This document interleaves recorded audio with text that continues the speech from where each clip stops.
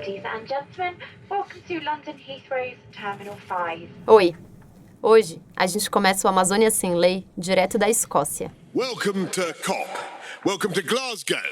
A repórter Ana Beatriz Anjos foi até Glasgow acompanhar a Conferência do Clima da ONU, a COP26. Estou chegando aqui perto da entrada onde ficam as salas de negociações. Nas últimas semanas, a discussão sobre as mudanças climáticas tomou conta das notícias. Se falou bastante sobre níveis de emissão de carbono, as promessas dos governos e a insatisfação dos ambientalistas. Mas aqui no podcast, a gente quer falar sobre o elefante na sala do Brasil. O assunto que, ainda que paire sobre todo o tema da conferência, acabou aparecendo pouco. A Amazônia.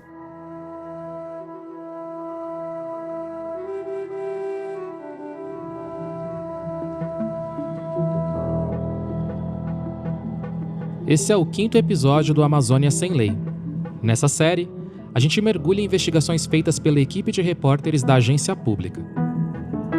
Falamos de violência no campo, das grandes empresas do agro, de desmatamento, o que mais estiver rolando de urgente na Amazônia. A cada mês, um novo episódio, em que a gente tenta trazer contexto e nuance para as disputas que pairam sobre o campo e a floresta.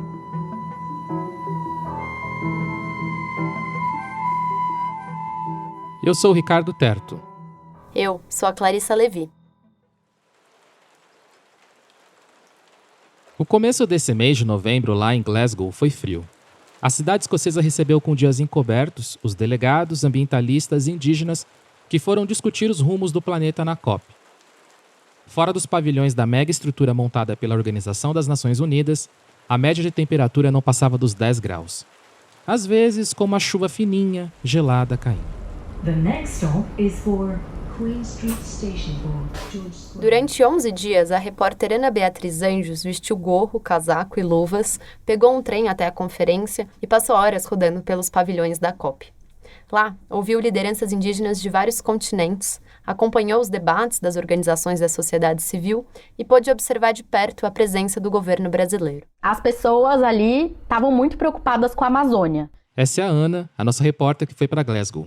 As negociações em si, entre os países, não falam muito de Amazônia. Enfim, os pontos mais críticos da negociação eram outros. Mas a comunidade internacional reconhece totalmente o papel da Amazônia para o enfrentamento às mudanças climáticas em nível global. Antes da gente começar a falar especificamente da Amazônia na COP, vamos primeiro entender o contexto do que foi o Brasil nessa conferência. A primeira coisa é que, por lá, o país estava dividido em dois, literalmente.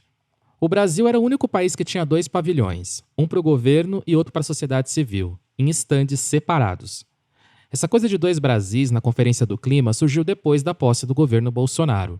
E nessa edição de 2021, foi a segunda vez que isso aconteceu. O espaço da sociedade civil chamava Brazil Climate Action Hub, e ele foi criado em 2019, na verdade, na COP de Madrid, justamente porque o Brasil parou de aceitar em sua delegação os observadores da sociedade civil. Quando isso foi vetado pelo governo, a sociedade civil sentiu a necessidade de se organizar e abrir esse outro espaço.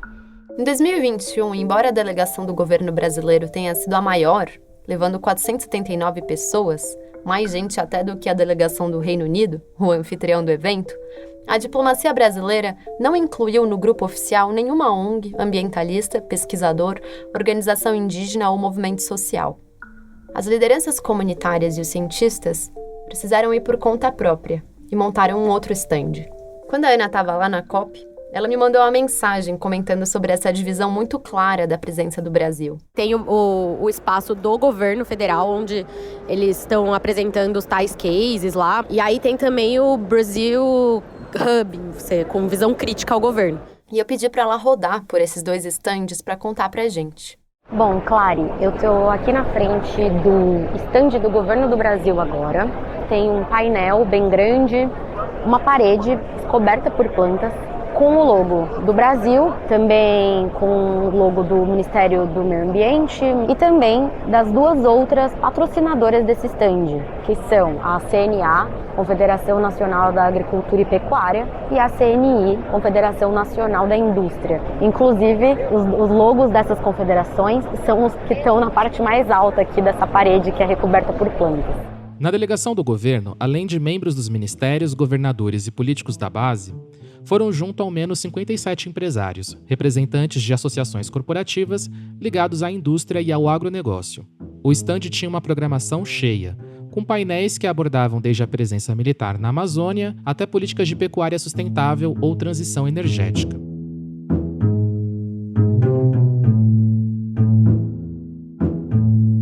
O estande brasileiro buscava apresentar casos do que o governo considera sucesso em crescimento verde. Por exemplo, logo nos primeiros dias da COP, teve um painel sobre oportunidades para a pecuária de baixo carbono. Nele, um dos palestrantes era o CEO da JBS, a gigante brasileira da indústria de carne. Mas a propaganda com a JBS como case de sucesso acaba sendo irônica. Isso porque o Ministério Público Federal aponta que a empresa compra carne que vem de áreas desmatadas. Uma reportagem do portal O Eco mostrou que a JBS teve o pior resultado no controle de fornecedores de carne no Pará. A repórter Cristiane Przybyski revelou que esse case de sucesso lá na COP ignorou totalmente as auditorias do MPF, que indicam que a JBS está no topo do ranking dos frigoríficos que compram carne ligada ao desmatamento na Amazônia. E falando em carne de origem regular, aqui no Amazônia a gente fez um episódio só sobre isso. Escuta aí, é o primeiro da série, se chama Do Tráfico ao Prato. Mas enfim, lá em Glasgow o tom do estande brasileiro era de marketing mesmo. O slogan era: "O futuro verde está no Brasil". Basicamente era apresentado um Brasil onde estava tudo certo, um Brasil que preserva, um Brasil que combate o desmatamento, um Brasil que se preocupa com suas populações tradicionais, um Brasil que enfrenta as mudanças climáticas. Essa era a mensagem vendida pelo governo. Aqui vale a gente trazer um ponto que foi levantado pela imprensa, ainda antes da COP, e que tem a ver com o que a Ana fala. O ministro do Meio Ambiente, Joaquim Leite, passou as semanas antes da conferência dizendo que as propostas que o Brasil ia levar tinham sido resultado de um amplo diálogo feito com mais de 200 empresas, instituições civis e públicas. Só que não. Dessa lista de organizações que supostamente o governo teria consultado, várias negaram ter participado de qualquer conversa com o governo. O governo foi para Glasgow com uma estratégia de marketing muito bem definida, inclusive o stand do Brasil era bonito, não era um espaço feio, sabe? Era um espaço bonito, cheio de plantas, cheio de verde, remetendo toda hora, grande biodiversidade do Brasil, as florestas. E tocava toda hora músicas brasileiras super conhecidas no exterior, tipo Garota de Ipanema. Mas, tirando o marketing e os casos de sucesso que o governo anunciou, lá em Glasgow chamou atenção o que o país não levou, o que não anunciou. O Brasil foi para a Conferência do Clima sem as estimativas oficiais atualizadas do desmatamento na Amazônia. Simplesmente não apresentou os dados. E assim, os dados oficiais do desmatamento no último ano eram os dados que a comunidade científica e as pessoas no geral estavam aguardando. Desde 2005, só 2 vezes os índices não tinham saído a tempo de serem discutidos na conferência.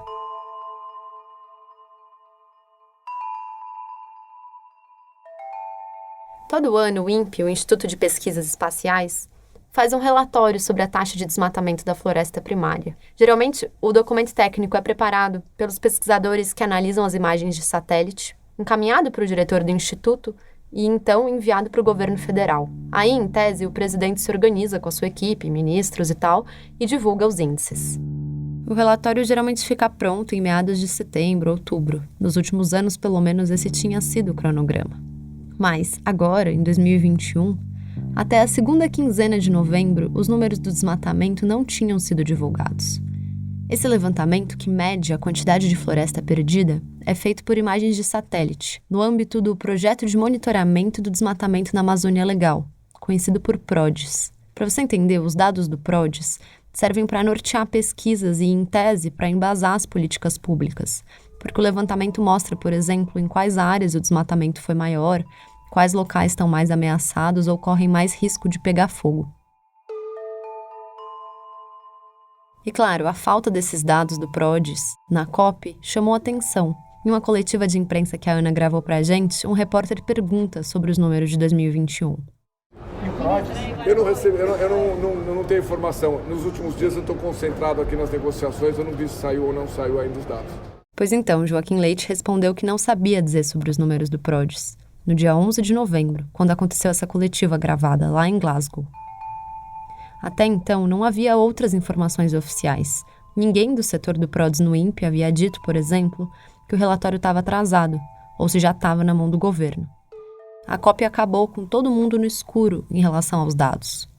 Inclusive a gente, quando gravou esse episódio, na semana seguinte à conferência.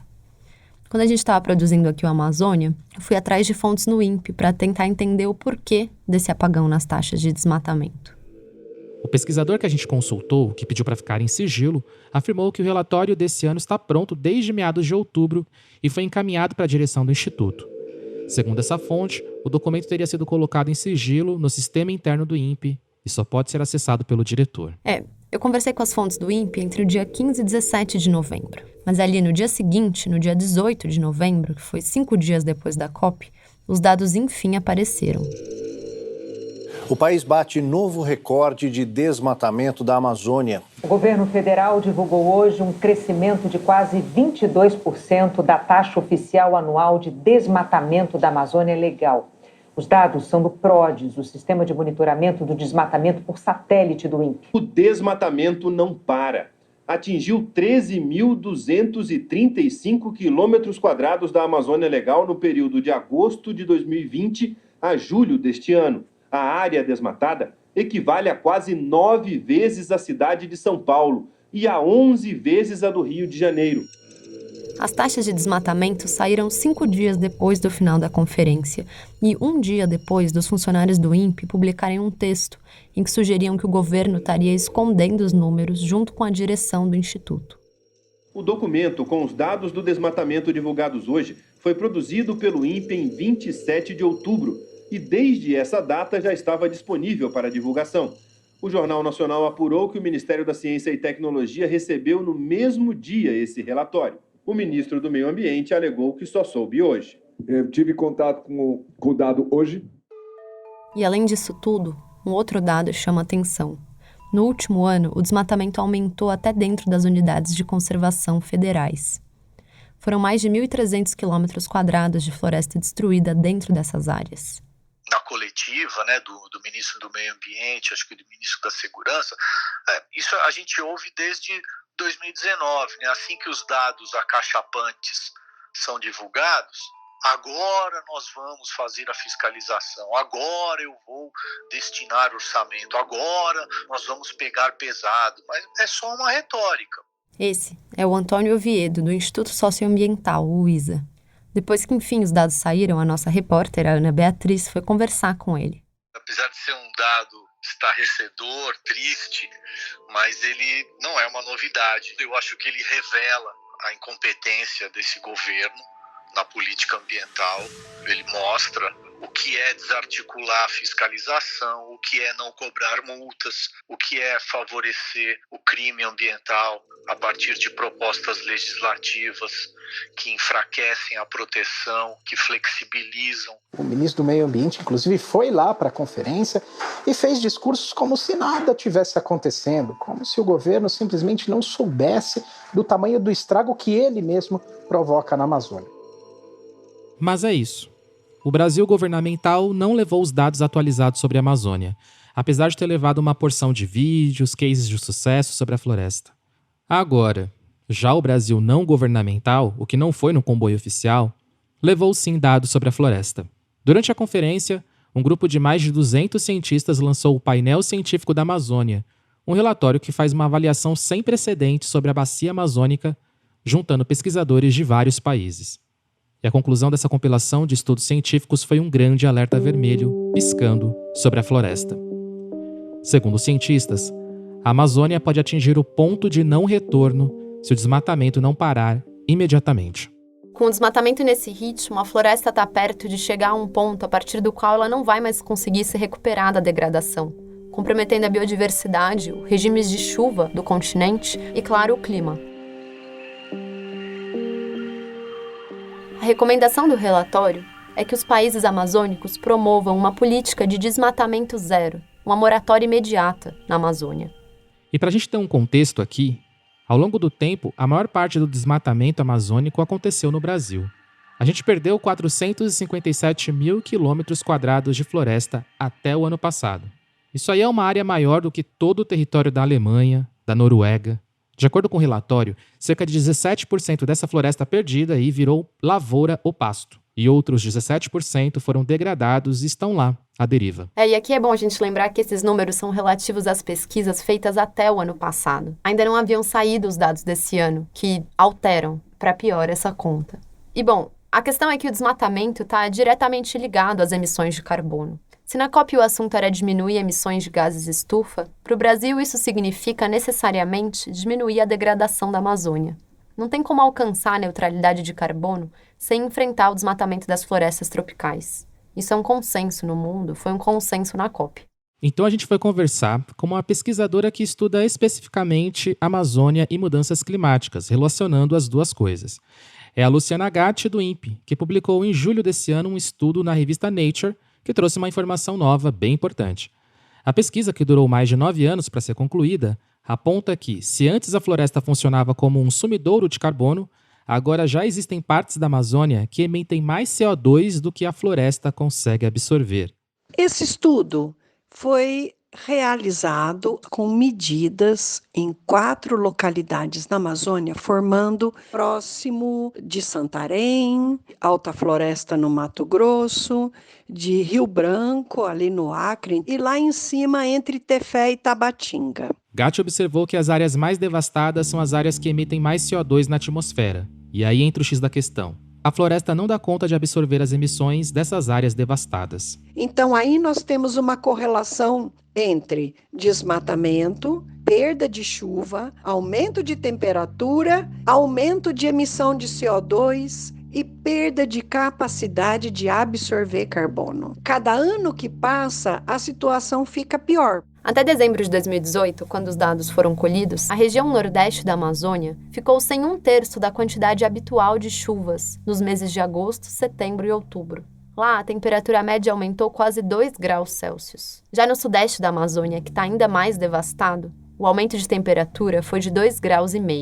E o pior de tudo, na região sudeste da Amazônia, essa situação de estresse para a floresta está tão intensa que a floresta nessa região sudeste está mais morrendo do que crescendo, fazendo com que a própria floresta tenha se tornado uma fonte de carbono para a atmosfera. Mas vamos voltar lá para o debate em Glasgow. Durante a COP26, o Ministério do Meio Ambiente apresentou o programa Floresta Mais como foco de sua estratégia de combate ao desmatamento, sobretudo na Amazônia. Criamos o Programa Nacional de Pagamento por Serviços Ambientais, Floresta Mais, que busca fomentar o mercado de serviços ambientais. O programa por pagamentos de serviços ambientais é basicamente você remunerar quem preserva a floresta. Isso não é uma estratégia nova, já existe há vários anos no âmbito da Convenção Quadro das Nações Unidas para a Mudança do Clima. Esse programa que o governo apresentou em Glasgow como a grande solução para o desmatamento no Brasil é um programa que foi um pouco reformulado durante o governo Bolsonaro, mas ele não foi criado no governo Bolsonaro, na verdade. Ele vem de antes. O novo programa vem do Floresta Mais Amazônia, pelo qual o Brasil já recebeu cerca de 96 milhões de dólares, vindos do Fundo Verde do Clima. Esse dinheiro chegou em fevereiro de 2019 e foi pago para o Brasil por conta da redução do desmatamento na Amazônia entre 2014 e 2015, ou seja, um prêmio por resultados atingidos ainda durante a gestão Dilma Rousseff. Esse programa não é ideia do governo Bolsonaro. Em julho de 2020, o atual governo ele aumentou a abrangência do projeto, né, e criou novas modalidades para ele, como o Floresta Mais Bioeconomia e o Floresta Mais Agro, que foi anunciado poucos dias antes da COP26 começar e cujo objetivo é recompensar os produtores rurais que protegem áreas de preservação permanentes e reservas legais.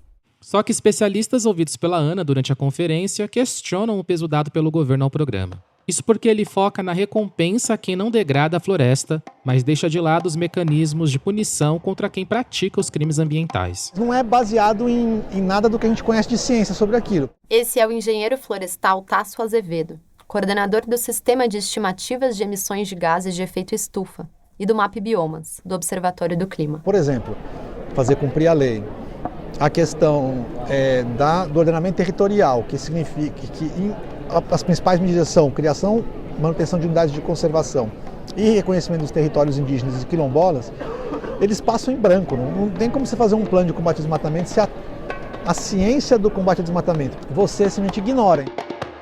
A desconfiança em relação ao Floresta Mais parte de uma ideia central para os especialistas que ela ouviu. Estancar desmatamento hoje é muito objetivo. Isso não tem ciência de foguete. O desmatamento ele é 98% ilegal. A atividade ilegal ela acontece quando a expectativa é de que você não vai ser punido. Quanto maior a perspectiva de você ser penalizado, diminui porque aumenta o risco. A Ana também ouviu mais gente em Glasgow sobre o Floresta Mais. O Floresta Mais tem coisas muito boas, porque não foi pensado pelo governo Bolsonaro. Só que é isso, tem que ter plano, tem que saber implementar. Essa é a Ana Toni, diretora executiva do Instituto Clima e Sociedade. O governo brasileiro achar que tudo se resolve no marketing. E não se resolve no marketing, se resolve em ter bons projetos, se resolve em entregas. E não está entregando nada. Não é marketing, você não vem aqui fazer marketing. Marketing é um pedaço, mas tem que ter substância, né? Não tem. Segundo ela, os atores internacionais não conseguem ter segurança do governo ser sério. Não sabem se o Brasil vai saber separar o joio do trigo entre o que é um bom projeto e o que é um mau projeto. Os dados de desmatamento estão lá no teto. Então, assim, credibilidade é uma coisa que é muito difícil de construir e muito fácil de perder. Não é vindo numa COP e fazendo um stand bonito, não é com isso que eles vão mudar a percepção que eles derreteram nos últimos 3 e que os dados continuam mostrando. A impressão que dava era que todo mundo sabia ali que o governo brasileiro estava tentando fazer essa estratégia de greenwashing, né? De mostrar que preserva sem de fato preservar. O saldo final da conferência é a sensação geral de que faltou muito, sobre a Amazônia e de maneira geral também. O que fica muito dessa COP é a divisão entre sociedade civil e negociações oficiais. E que a sociedade civil tem pressionado muito. Lá em Glasgow isso ficou muito claro, porque realmente o ritmo da política e da diplomacia é muito mais lento do que o ritmo das ruas. Aqui, para fechar esse episódio, o resumo que fica é até um pouco simples, apesar do assunto complexo. Se a ideia era fazer uma conferência para resolver questões que podem nos matar, a conclusão é que nada foi resolvido.